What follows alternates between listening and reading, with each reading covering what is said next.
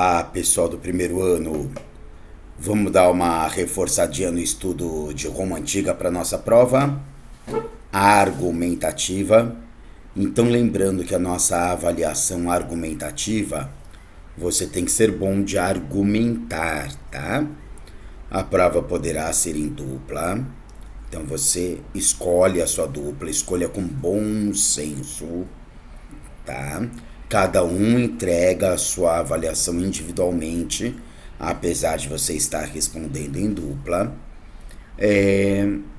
Três questões longas, três questões para vocês usarem argumento, mini dissertações. E um teste. Por que eu pus esse um teste?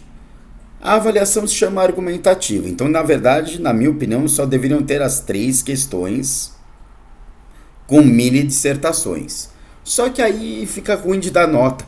3 vezes 3. Cada questão vai valer 3 pontos. 3 vezes 3 dá 9.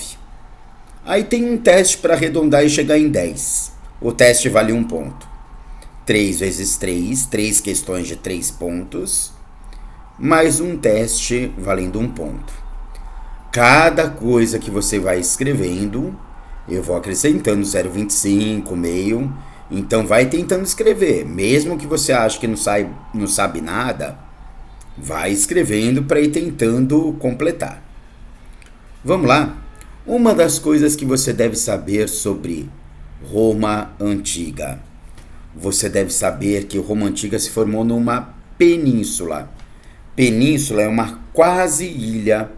No caso, a Península Itálica, ela tem um formato de uma bota, né? A Península Itálica parece uma grande bota.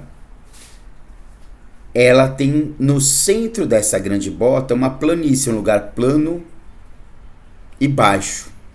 A planície do Lácio, em latim, né, em italiano, 2 Cs, Látio. 2 Cs tem som de T. É daí que você entende que a língua do pessoal que mora no Látio é o latim. O rio que corta o Látio é o rio Tibre. Não confunda com o rio Tigre, que o rio Tigre é da Mesopotâmia.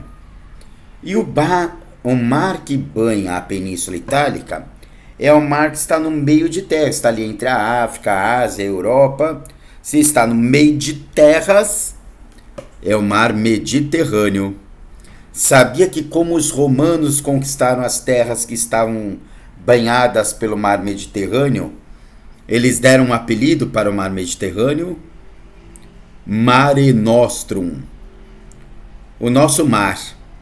O mar é nosso. Ahá, uhul, o Mediterrâneo é nosso. Muito bem. Então, localização da Roma Antiga você já sabe.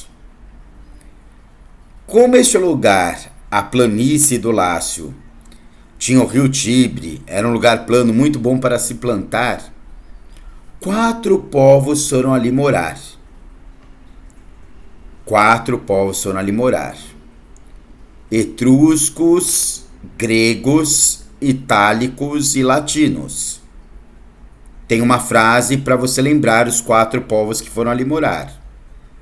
O ET grita e late.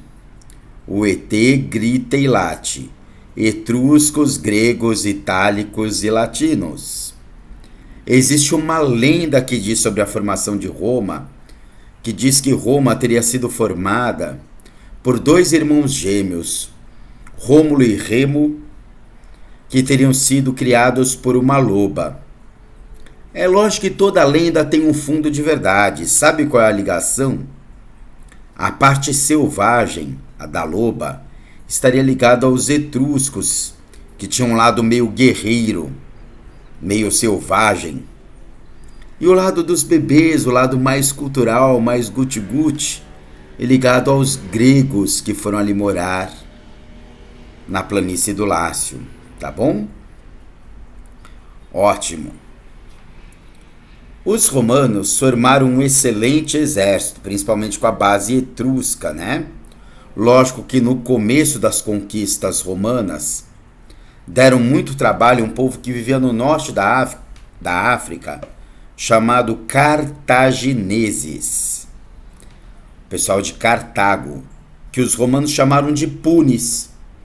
Punis é idiota, tanto é que punição é a atitude de um idiota que você dá para um idiota, castigo para um idiota, uma punição.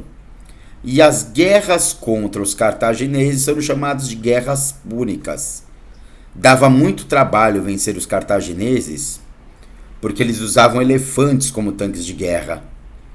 Mas depois que venceram os cartagineses, parece que as conquistas romanas se abriram e eles conquistaram quase todas as terras conhecidas então. Por quê? Atenção! Ó, hashtag fica a dica. Eles tinham uma política de recompensas. O exército romano era baseado em recompensas. Isso é muito bom enquanto está em expansão. Ó, enquanto está em crescimento. O problema é que chega uma hora, os soldados são motivados pelas conquistas, mas um soldado que é motivado por conquistas e não por patriotismo é chamado de soldado mercenário. Eu vou trabalhar não porque eu amo o meu general, não porque eu amo o meu país, a minha pátria, mas porque eu amo as recompensas que me vêm com a guerra. As riquezas que eu posso retirar de outros povos que eu conquisto. O problema é que chega uma hora que você não tem mais muitos povos para conquistar, porque praticamente todos os povos que tinham para conquistar estão conquistados por volta do século III, tá? Antes de Cristo. E aí o que acontece? Desculpa, terceiro depois de Cristo. E aí o que acontece? O que acontece é que os romanos, os soldados, começam a abandonar o exército. E aí, neste abandono do exército, o exército vai ficando mais fraco. E lembra que uma das funções do exército era conter as revoltas populares, principalmente dos povos que tinham sido anexados a Roma. Com menos soldados, mais revoltas. Com menos soldados, menos conquistas. Com menos conquistas, menos recompensas. Com menos recompensas, menos soldados ainda. Vira um círculo vicioso que vai levando Roma ao declínio. Círculo vicioso é quando você tem um problema que você não sabe muito bem qual é a causa e qual é a consequência. Porque causa e consequência se retroalimentam. Então eu estou com menos soldados porque tem menos recompensas? Ou tem menos recompensas porque tem menos soldados? É um círculo vicioso. Então você entende que as recompensas foram a causa do exército romano ser muito forte. Mas justamente você ter soldados que só lutam pelas recompensas, quando chega-se no auge das conquistas e não há mais o que se conquistar, esse também é o motivo dos soldados abandonarem o exército? Muito bem. Se você tem um filho, tomara que não tão cedo, e você combina com esse filho para ele arrumar o quarto, só porque você dá uma caixinha para ele, R$5 cada vez que você arrumar seu quarto. O dia que você não der mais os R$5, corre o sério risco de seu filho não querer arrumar. E você não deve educar o seu filho para ser um mercenário. Ele deve ter motivações internas e não só motivações externas. Com as revoltas dos pobres, né? Lembra que os ricos de Roma eram chamados de patrícios, participavam do Senado, eram os generais do exército, e os plebeus eram os pobres livres. Não eram os escravos, tá? Eram os pobres livres. Para se acalmar os plebeus, houve a política do pão e circo. #2. Então, primeiro hashtag, política de recompensas do exército, hein? Segundo hashtag, política do pão e circo aí. Então, o pão era a comida mais barata que tinha, misturar farinha de trigo e água. E o circo, é lógico que não é circo com palhaço, circo era o Coliseu.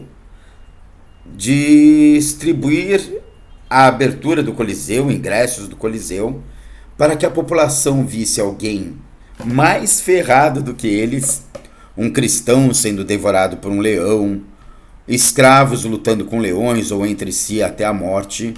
Inclusive tem ali um joinha. O imperador via numa luta de gladiadores e ele que decidia se, no final de uma batalha, um gladiador poderia deixar o outro vivo ou deveria matá-lo. Se o imperador virasse o polegar para baixo, significaria que deveria matá-lo, né?